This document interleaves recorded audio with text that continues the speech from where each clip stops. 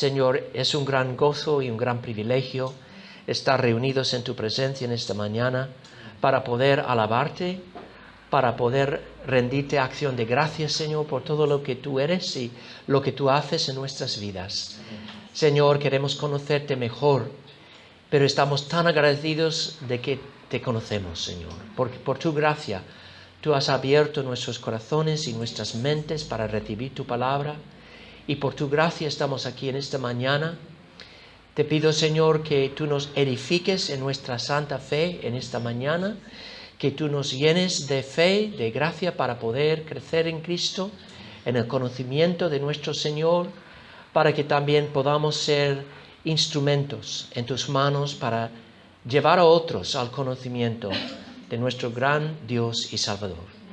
Te lo pido en su nombre. Amén. Amén. Pues esta mañana quiero traeros un mensaje de ánimo. Yo creo que en esta vida hay momentos cuando realmente necesitamos ánimo. Y es un aspecto de la bondad y la misericordia de nuestro Dios que en su palabra Él nos ha dado muchísimas promesas precisamente para animarnos en nuestro andar cristiano frente a todos los peligros que nos acechan espiritualmente en este mundo. Y leyendo la epístola de Judas, el apóstol Judas, no Judas Iscariote, obviamente, porque murió siendo un hijo de perdición, tristemente, pero este es Judas Tadeo, creo que Tadeo se dice, ¿no? Oh, sí, sí. Entonces, otro apóstol. Entonces, esta epístola es una epístola bastante sombría, bastante oscura en un sentido, porque en Judas, en esta epístola, el apóstol habla mucho de los peligros que tenemos que afrontar en la vida cristiana. Nos advierte de los falsos maestros que introducen de forma encubierta herejías destructoras. Nos habla de la perdición eterna de ellos y de aquellos que reciben sus herejías y que se desvíen del camino, el único camino que lleva a la vida eterna. Entonces, yo creo que es precisamente para que no nos sintamos tan abrumados por el miedo, que concluye su epístola con unas promesas grandes del Señor, que se encuentran en los versículos 24 y 25. Dice aquí: y aquel que es poderoso para guardaros sin caída y presentaros sin mancha delante de su gloria con gran alegría, al único y sabio Dios, nuestro Salvador, sea gloria y majestad, imperio y potencia, ahora y por todos los siglos. Entonces, para fortalecernos en nuestros espíritus, para poder hacer frente a estos peligros que son reales, a estos enemigos espirituales que tenemos no solo en la esfera visible, sino también en la esfera invisible, Judas concluye su epístola recordándonos acerca de nuestro Dios. ¿Quién es, en primer lugar? ¿Y qué es lo que hace en nuestras vidas para que lleguemos a nuestro destino final con seguridad? Y es muy importante que sepamos estas cosas. Entonces vamos a ver en esta mañana qué es lo que Judas nos enseña en estos últimos 2 versículos sobre quién es Dios y qué es lo que hace en nuestras vidas para mantenernos seguros en el camino que lleva a la vida eterna. Vamos a empezar hablando de lo que Dios hace. Y lo primero que Judas dice es que Dios tiene poder para guardarnos sin caída. Para guardarnos sin caída. El verbo guardar aquí es un verbo precioso. Es en realidad un término militar que se usaba en el primer siglo para referirse a soldados y guardias en las prisiones que tenían la obligación de vigilar o de custodiar a presos. para que no se escaparan. De hecho, por ejemplo, en Hechos 12, cuando el rey Herodes arroja a Pedro a la cárcel, leemos lo siguiente, que Herodes, habiéndole tomado preso, le puso en la cárcel, entregándole a 4 grupos de 4 soldados cada uno. 16 soldados, fíjate, 16 soldados para guardar a un solo hombre, para que le custodiasen. Esa es la palabra que Judas usa aquí. Cuando dice, y aquel que es poderoso para guardaros, para custodiaros, está diciendo que somos los presos de Dios. Estamos sujetos por las cadenas de su amor, para que nadie nos pueda arrancar de su mano. Entonces, esta es una noticia de gran alegría y debería realmente infundir en nuestros corazones un sentido de seguridad. Ahora bien, es cierto que en la vida cristiana también tenemos una responsabilidad de guardarnos a nosotros. De hecho, eso es lo que dice Judas unos versículos antes, en los versículos 20 y 21, dice, pero vosotros, amados, edificando sobre vuestra santísima fe, orando en el Espíritu Santo, conservaos en el amor de Dios, esperando la misericordia de nuestro Señor Jesucristo para vida eterna. En este caminar cristiano tenemos una responsabilidad que nos toca, y es que tenemos que conservarnos en el amor de Dios. ¿Pero qué quiere decir eso?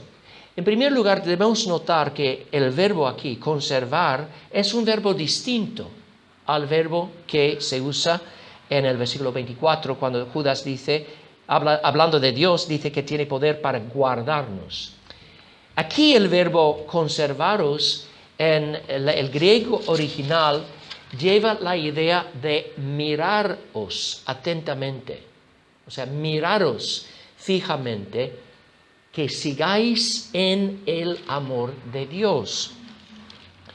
Y la idea aquí es que como cristianos tenemos una responsabilidad de mirar nuestra vida espiritual y asegurarnos de que estemos creciendo en el amor de Dios.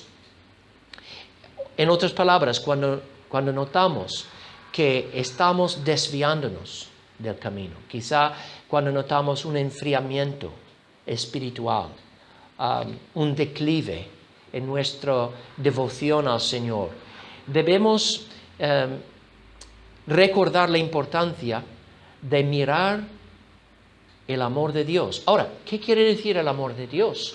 ¿Está hablando de nuestro amor por Dios en primer lugar? Yo creo que no. Creo que la idea aquí es que Dios tiene amor por nosotros. Nosotros le amamos porque nos amó primero. Entonces, la única manera de mirarnos atentamente para que sigamos en este amor de Dios es constantemente enfocarnos en el amor que Dios tiene por nosotros en Jesucristo. Por eso dice, edificándoos sobre vuestra santísima fe. O sea, el amor es fruto de la fe. Es precisamente por la fe que miramos a Cristo, que por la fe reconocemos que Él ha muerto en la cruz por nuestros pecados, por el gran amor que el Padre tenía desde la eternidad. Por eso envió a esta tierra a su propio Hijo para cargarse de nuestros pecados, para sufrir la pena, el castigo de la condenación eterna en nuestro lugar. Y esto no solo era una manifestación de la justicia de Dios, sino de su amor profundísimo, un amor dispuesto a dar lo máximo para redimirnos del pecado. Entonces tenemos que edificarnos sobre nuestra fe, como dice aquí, y orando en el Espíritu Santo, clamando, Señor, ayúdame a ver con más claridad la grandeza de tu amor por mí. Y es de esta manera que nos conservamos en el amor de Dios, porque cuanto más conozcamos este gran amor y nuestra vista se llena de este amor, más vamos a amar a Dios y vamos a perseverar en el camino. Entonces, tenemos esta responsabilidad de conservarnos en el amor de Dios, pero ahora, al terminar la epístola, Judas quiere recordarnos de que la razón por la que podemos hacer esto es porque Dios nos está custodiando. Dios nos está vigilando. O sea, en último término, no es nuestro agarre a Dios, sino su agarre a nosotros, que es el fundamento de nuestra seguridad. Pero fijaos en que Judas dice algo aún más específico. Dice que Dios nos guarda, tiene poder para guardarnos sin caída. Sin caída. ¿Pero qué significa eso? Porque es obvio que como creyentes somos capaces de caer en el pecado. Entonces, ¿a qué está refiriéndose Judas? Pues esta palabra traducida caída, en el primer siglo a menudo se usaba con referencia a los caballos de carrera que participaban en carreras. Y es hermoso ver un caballo compitiendo en una de estas carreras, ¿no?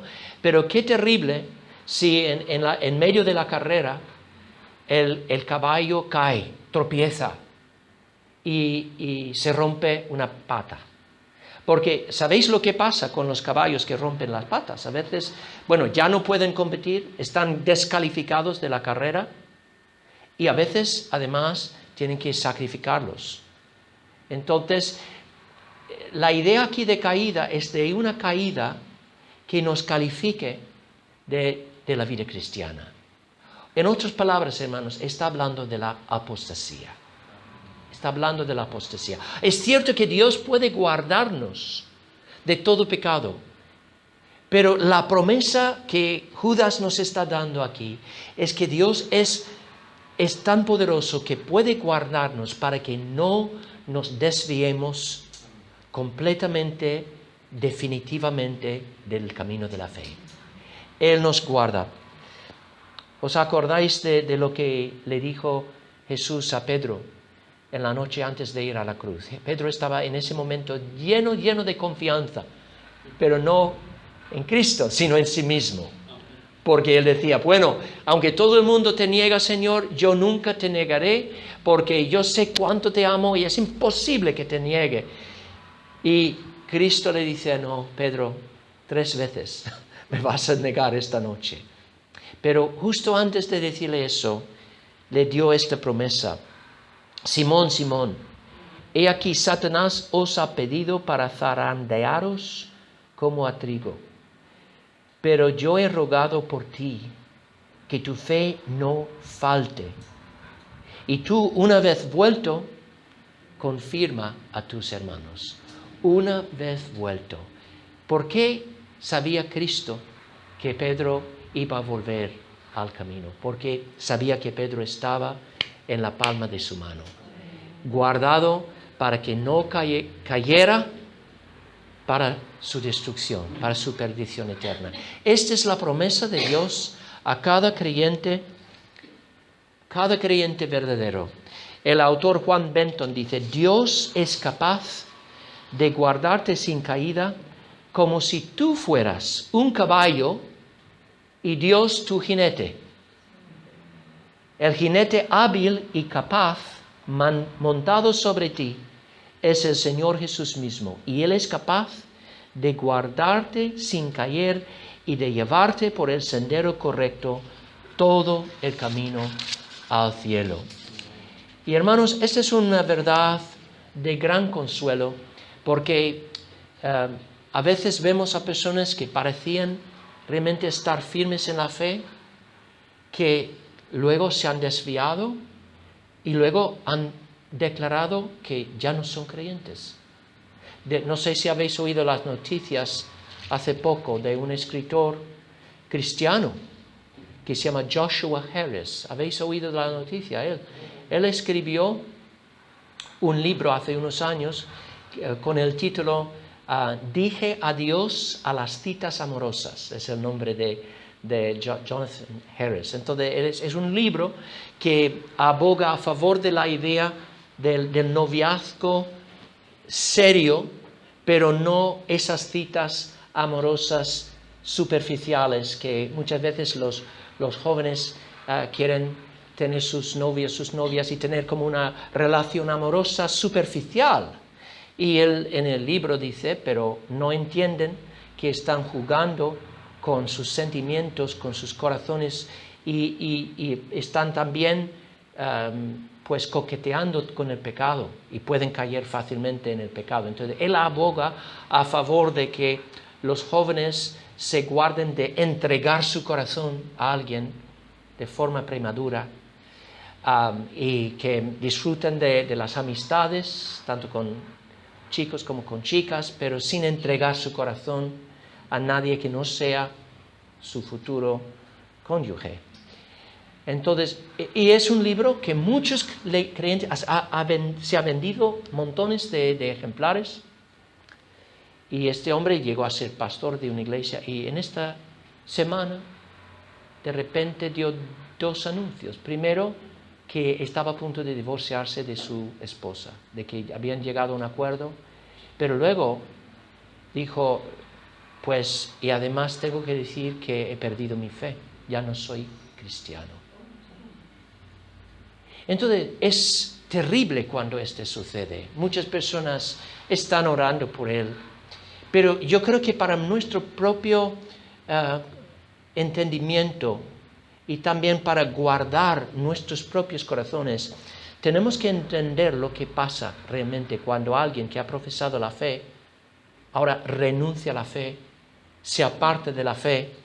Y eso, si no entendemos la enseñanza bíblica, nos puede meter mucho miedo. Y en un sentido debería meternos miedo, o no miedo, pero debería meternos una actitud sobria, de reconocer que cada uno de nosotros somos vulnerables. Tenemos que andar en total dependencia del Señor. Pero también tenemos que tener esta seguridad de que en realidad nadie que sea un cristiano verdadero pierde su fe. Y la razón es porque la fe es un don de Dios. Es un don desde lo alto, y cuando Dios nos da este don, nunca será retirado. Por eso, el apóstol Juan, cuando habla de los que antes profesaban la fe en la iglesia y luego se apartan y empiezan a enseñar mentiras, falsas filosofías, etc., él dice lo que realmente está pasando. Dice, hijitos, ya es el último tiempo. Y según vosotros oísteis que el anticristo viene, así ahora han surgido muchos anticristos. Por esto conocemos que es el último tiempo. Salieron de nosotros estos falsos maestros, pero no eran de nosotros. ¿Por qué? Si hubieran sido de nosotros, habrían permanecido con nosotros. Pero salieron para que se manifestase que no todos son de nosotros. Entonces tenemos que decir, si alguien profesa la fe durante un tiempo y luego se aparta, no es que un verdadero creyente haya perdido su fe y que Dios ha perdido una de sus ovejas. No. Lo que ha pasado es que al final la realidad de la condición espiritual de esa persona ha salido a la luz, de que nunca realmente eran verdaderos cristianos. Y tenemos que creer eso, porque esta promesa de Judas es una promesa totalmente poderosa y totalmente basada en lo que Dios hace. Dios es poderoso para guardaros sin caída. Es una promesa dada a cada creyente verdadero. Dios nos va a guardar. Y va a usar varios medios para hacerlo. Principalmente, obviamente, su palabra. Su palabra nos enseñará. Será esa lámpara a nuestros pies, ese lumbrero a nuestro camino. Nos va a llevar por el camino. Y cuando caigamos en algún error, si caemos en algún error, la palabra de Dios va a ser aquella luz que nos llama a volver. Como vemos, por ejemplo, en el caso de David, cuando cayó en su pecado de adulterio con Betsabé. Pero sabemos que era un creyente verdadero precisamente porque no permaneció para siempre en la mentira y en el pecado. Reconoció su pecado, reconoció su error, confesó su pecado y volvió al camino de Dios. Por eso sabemos que era un verdadero creyente. Pero también a veces Dios usa incluso actos providenciales para guardarnos de cometer terribles errores. Estaba leyendo acerca de un compositor de himnos del siglo XVIII, bien conocido, un hombre que se llamaba Guillermo Cooper. Guillermo Cooper era un hombre, un creyente, sincero, escribió un montón de himnos, pero también un hombre que luchaba con problemas emocionales profundos, quizá incluso con problemas psíquicos, mentales, no se sabe exactamente, pero pasaba a veces por etapas de una depresión profunda. Y una vez, cuando estaba en el pozo de depresión, quería quitarse la vida. Entonces salió a la calle, vivía en Londres, y llamó a un cochero que tenía uno de estos carruajes de caballos que tenían en el siglo XVIII, y le dijo al cochero: llévame al puente de Londres, donde está el río Támesis, quiero ir allí. Entonces tenía planeado subir al puente y tirarse al río para ahogarse. Pero era una noche muy oscura y con mucha niebla, como suele haber en Londres. Entonces el cochero pues iba por las calles, el carruaje, un par de horas, hasta que al final el cochero le dijo: perdone, señor, pero estoy perdido. Por esa niebla no sé dónde estoy. No te puedo llevar al río. Y estaba muy disgustado Guillermo Cooper porque quería tirarse al río. Entonces dijo: bueno, yo voy a ir andando. Y baja de su coche y está justo enfrente de su propia casa. O sea, ese carruaje que iba sin rumbo, pues dio vueltas y al final volvió al mismo sitio. Entonces fue un evento que impactó mucho a Guillermo Cooper, porque él se dio cuenta de que Dios, por este acto providencial, estaba diciendo: este es el lugar donde deberías estar, en tu propia casa. Entonces el Señor usó esto para llamarle a volver al camino, a seguir adelante. Dios, sin lugar a dudas, va a guardar cada una de sus ovejas sin caída. Ninguna de sus ovejas se va a perder. Van a ser seguros hasta el final. Pero esta promesa, esta doxología es tan gloriosa porque Judas no para ahí. O sea, es una cosa guardarnos sin caída. Pero lo que Judas quiere que sepamos es que la obra de Dios no solamente tiene su lado negativo de prevenir un mal, es que el mismo Dios que nos guarda también ha prometido coronarnos con gloria. Él va a perfeccionar la obra en nosotros. Él es capaz, como dice aquí en el versículo 24, de presentarnos sin mancha delante de su gloria con gran alegría. ¿Cómo nos va a presentar el Señor en aquel día? ¿Cómo nos va a presentar? Nos va a presentar, dice Judas, sin mancha, sin mancha. Y la palabra aquí, mancha, es la misma palabra que se usa en la Septuaginta, que es la versión griega del Antiguo Testamento, con referencia a los animales que se usaban en los sacrificios bajo el Antiguo Pacto, porque los animales que se sacrificaban al Señor tenían que ser animales sin mancha, es decir, no podían tener ningún defecto físico. No podían tener la pata rota, ni tener el ojo ciego, ni nada. Tenían que estar en perfecta condición para ser usados en el templo. Y eso era porque tipificaban a nuestro Señor Jesús, que en la plenitud de los tiempos vendría a esta tierra en la perfección de su humanidad, sin pecado, sin ninguna mancha, totalmente inocente, alejado del pecado, para así ofrecerse en la cruz el Cordero de Dios que quita los pecados del mundo. Entonces,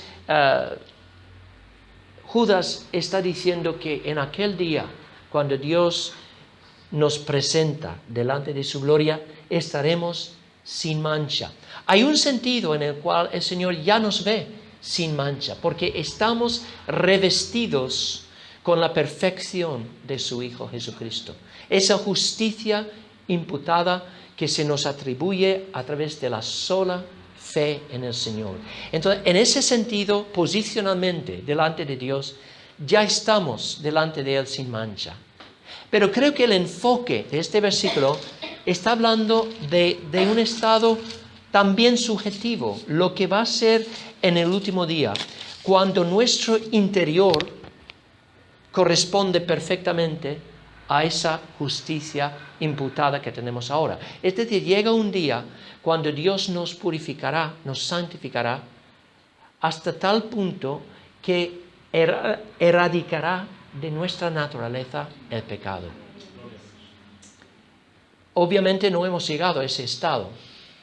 El creyente, por muy santo que sea, por mucho que avance en su carrera cristiana, siempre tendrá una lucha con el pecado, porque Dios en su sabiduría, en su soberanía, a pesar de habernos dado un nuevo nacimiento, ha permitido que un remanente de la antigua naturaleza que teníamos en Adán permanezca en nosotros.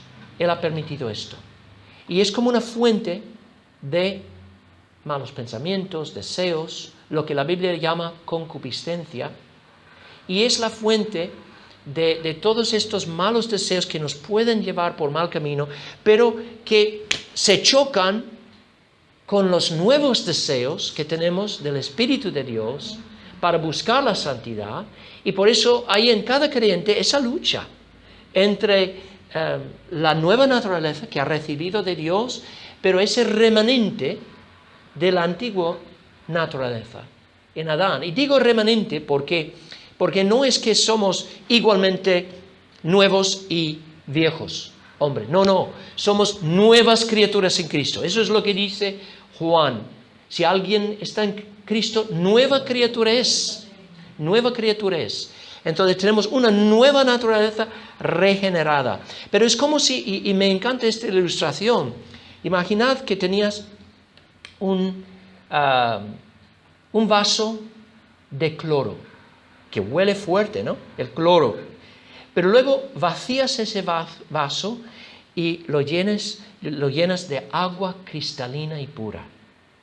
Totalmente nuevo, ¿no? El contenido del vaso totalmente nuevo, limpio, agua cristalina. Pero luego si lo hueles, ¿qué vas a oler? Cloro.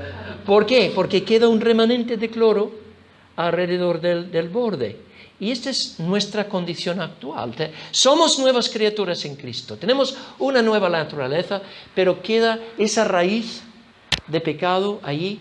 Pero llega un día, hermanos, cuando Dios va a arrancar de raíz todo pecado de nuestra naturaleza. Seremos glorificados y no solo posicionalmente, sino de hecho en el interior seremos sin mancha delante de Dios. Sin mancha. Es realmente increíble pensar en esta realidad.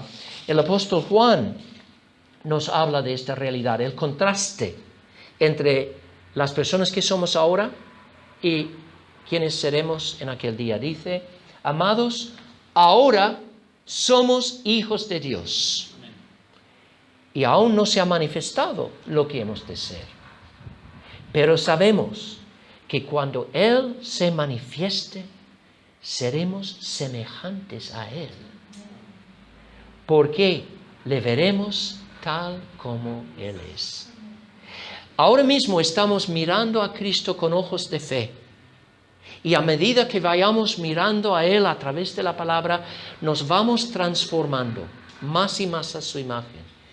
Pero llega un momento cuando Cristo aparecerá del cielo y por un milagro de Dios le veremos tal como Él es, y en ese momento seremos exactamente como Él. No seremos Dios, no tendremos una naturaleza divina, pero nuestra humanidad reflejaremos perfectamente el carácter justo, puro y santo de nuestro Señor. Y esto es lo que Judas está diciendo, que Él mismo, Dios mismo nos presentará. La idea aquí es que Él mismo va a colocarnos delante de su gloria. Delante de su gloria. O sea, no es que nosotros mismos, con una actitud orgullosa, vamos a parar, a estar delante allí. No, Dios mismo nos va a poner delante de su gloria. Y estaremos ahí delante de todo el mundo, delante de los ángeles santos. Vamos a estar en la presencia de la gloria de Dios. La palabra gloria significa resplandor, el resplandor de Dios. Ahora, en este mundo, ¿dónde vemos con nuestros ojos físicos el mayor resplandor? ¿Dónde? Bueno, digo, ¿qué objeto en este mundo da más resplandor? ¿La luz? El sol. El sol. No hay mayor luz en este mundo creado físico que el sol. Pero aún el sol tiene sus manchas solares. Aún el sol no es luz purísima sin ninguna mancha. Pero algún día Dios nos va a colocar delante de Él y nos daremos cuenta de que estamos delante de luz purísima. Estamos en la presencia de su resplandor, su gloria. Pero no vamos a sentir miedo. Eso es lo increíble. Yo pienso que voy a querer esconderme, ¿no? Delante de Dios, delante de los ángeles. Pero no, porque dice que estaremos allí delante de su gloria con gran alegría. Con gran alegría porque seremos profundamente conscientes de lo que Dios ha hecho. Y de que es por su gracia que estaremos allí. Es por su gracia que ha perfeccionado la obra en nosotros. No tenemos ninguna base de jactarnos de nada, porque todo ha sido por la pura gracia de Dios. Y estaremos delante de Él gozándonos en su presencia para toda la eternidad. Es una visión gloriosa que que Judas pone delante de nosotros, pero nos hace examinarnos para ver si realmente estamos en camino para llegar allí. Porque la Biblia dice claramente que no todos van a estar allí, delante de la gloria de Dios, con gran gozo. Habrá aquellos incrédulos que se han rebelado contra Cristo.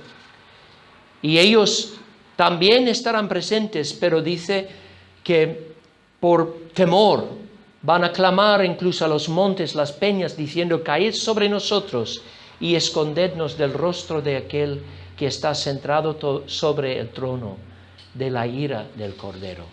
Si queremos estar allí con gran gozo en aquel día final, tenemos que comenzar ahora a estar en ese camino, a entrar por la puerta, que es Cristo, y entrando por Él, estamos en el camino que lleva a la gloria eterna.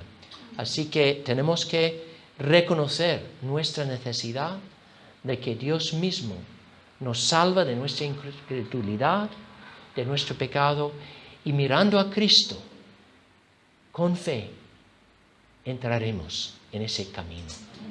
Estaremos en el camino que lleva a este destino tan glorioso. Pero lo triste es que hay muchas personas que no están en ese camino y os pregunto por qué.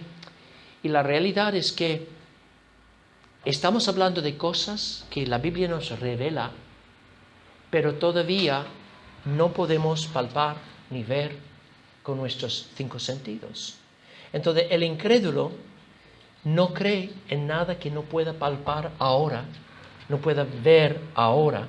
Por eso dice Pablo, no es de todos la fe. Pero no debemos pensar, oh, pobre incrédulo, no tiene fe. No. Es cierto que no tiene fe, pero no tiene fe porque no valora nada que tiene que ver con la eternidad. Lo único que valora es lo que puede palpar, lo que puede tocar, lo que puede ver, porque su corazón está en rebeldía contra Dios. Entonces, Cristo dice que no hay neutralidad. O estamos con Él o estamos contra Él. O estamos andando por fe, que es obediencia a Dios, o estamos andando solamente por la vista, que es rebeldía contra Dios. Y es rebeldía contra Dios porque Dios nos ha creado con un alma racional a su propia imagen para conocer la verdad. Y si no conocemos la verdad, es que no queremos conocer la verdad. Estamos cerrando los ojos a la verdad.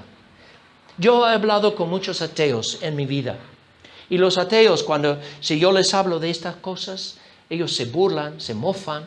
Dicen, vosotros los creyentes sois soñadores. O vosotros imagináis cosas, fantasías que os dan consuelo. Pero el ateo tiene que reconocer que nuestra fe no se basa en fantasías. No se basa en sueños. No se basa en deseos y especulaciones. Es una fe confirmada por los hechos de la historia. Tiene una base sólida, porque Cristo vino a este mundo. Cristo literalmente murió en la cruz y resucitó y fue visto por muchas personas. Y todo esto en cumplimiento de profecías que fueron dadas de antemano. Entonces, es cierto que la vida cristiana no es una vida de andar por vista, pero eso no quiere decir que la fe implique un salto al vacío, un salto a la oscuridad. No, todo lo contrario. Es dar un paso a la luz. La verdad se nos viene y tenemos la responsabilidad de reconocerlo, de reconocer aquellas pruebas irrefutables que Dios nos ha dado, de que Jesús es el Cristo, de que Él ha resucitado de entre los muertos. Fue visto por el apóstol Pablo, Saulo de Tarso, en el camino a Damasco. Quizá el enemigo más grande de la iglesia, el Osama Bin Laden de su día, dedicado a matar cristianos, a echarlos a la cárcel, pero conoció a Cristo y fue totalmente cambiado. Y empezó a declarar la fe que había negado. Y ese hombre que había torturado, matado, cazado a tantos cristianos, luego escribe 1 Corintios 13, esa descripción del amor de Dios. Los hermanos de Jesús no creyeron en Él durante su vida, pero después de su resurrección creyeron en Él. O sea, hermanos, lo que estoy diciendo es que nuestra fe es una fe con bases sólidas. Y por eso debemos gozarnos. Y por eso el ateo, el incrédulo, debería tirar las armas de su rebeldía y reconocer que Dios de tal manera amó el mundo que dio a su propio Hijo para que todo aquel que en Él cree no se pierda, sino que tenga vida eterna. Entonces, Judas quiere fortalecer nuestros corazones, recordándonos de lo que Dios hace, pero también de quién es. De quién es, porque es cuando entendemos quién es Dios que entendemos por qué puede hacer estas cosas. Primero, porque es el único Dios verdadero. Dice, al único y sabio Dios. Los dioses de las naciones no son dioses en absoluto, son figmentos de la imaginación humana que los hombres han inventado. Pero nuestro Dios es el creador de los cielos y la tierra.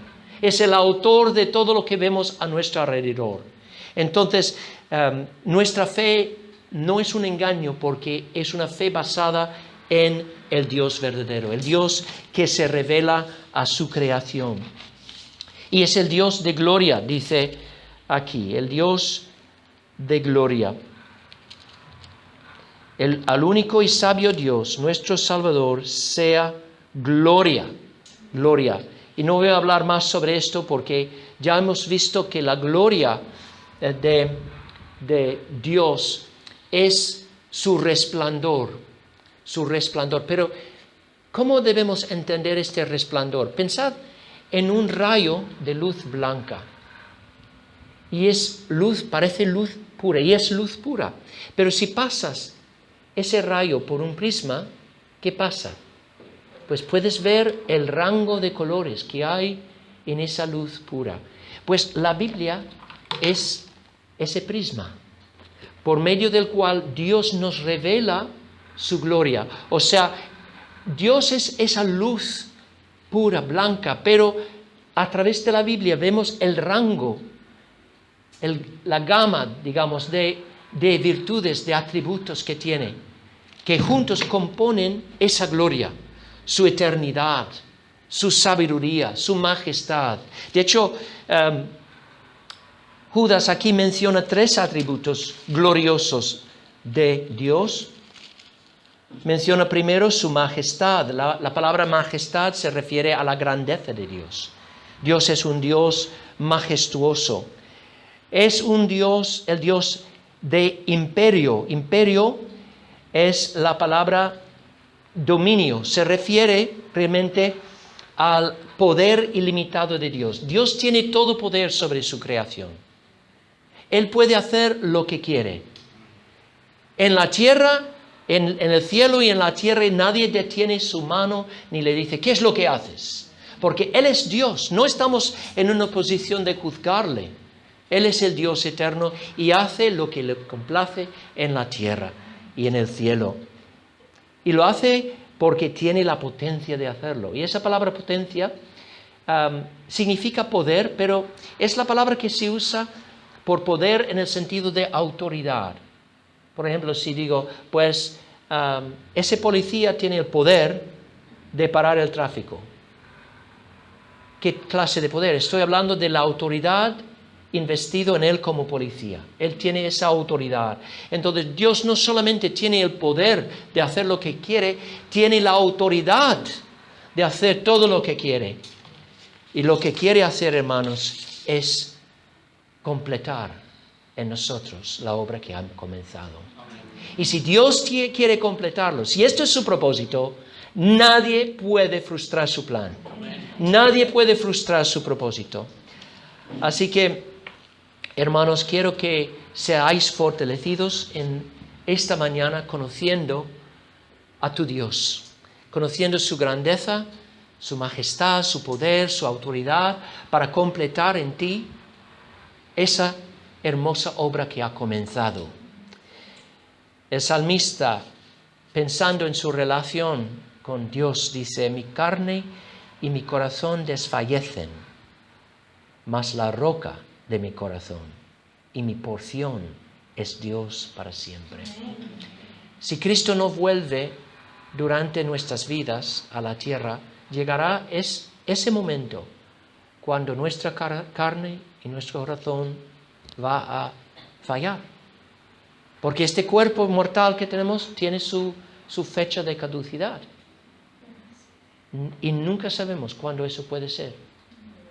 Hace poco, una mujer en nuestra iglesia no ha muerto, gracias a Dios, pero saliendo de su casa fue atropellada por un coche y lleva ahora 1 mes en el hospital.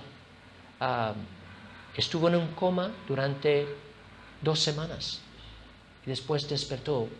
Ha tenido un grave herida al cerebro, pero el Señor ha hecho un milagro. Ella se ha despertado, está comunicándote con sus familiares, pero ellos no tenían la menor idea cuando salió a la calle aquella mañana que iba a estar en el hospital.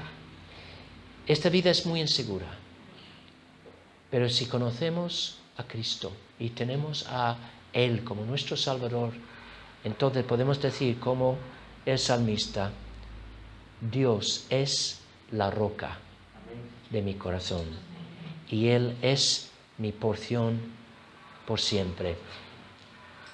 Hermano, hermana, no sé qué circunstancias están pasando en tu vida, pero sé que todos pasamos a veces por momentos de la vida de miedo, de ansiedad, y a la luz de estas verdades quiero invitarte a entregar este miedo, esta ansiedad a tu Dios.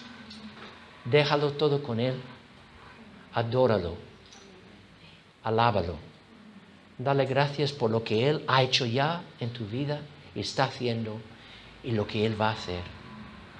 Es el Dios que nos guarda y también el Dios que nos corona. Amén. Vamos a orar. Señor, te damos gracias por este pasaje en esta mañana que realmente anima nuestros corazones, y cuánto nos hace falta, Señor, sentirnos animados en este camino de fe. Tú sabes, Señor, la vida es una lucha diaria con nuestro propio pecado, nuestra propia tendencia a caer en la incredulidad, nuestra lucha con nuestros defectos de carácter, nuestra debilidad. Pero, Señor, queremos darte gracias porque sabemos que por la obra de Cristo tú nos has rescatado de estar bajo el dominio del pecado.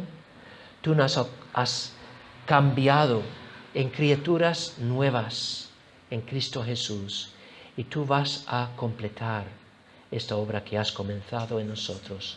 Por eso te damos gracias, Señor. Ayúdanos a no interpretar mal esta promesa para ser negligentes, perezosos. Ayúdanos a reconocer que tenemos esa responsabilidad de conservarnos en el amor de Dios, de buscarte con todo nuestro corazón. Pero también, Señor, ayúdanos a saber que precisamente porque tú nos amas, es por eso que te amamos. Porque tú nos buscas, por eso te buscamos. Es porque tú nos guardas que podemos conservarnos en el amor de Dios. Y te damos gracias por estas verdades. En el nombre de Jesús. Amén. Amén.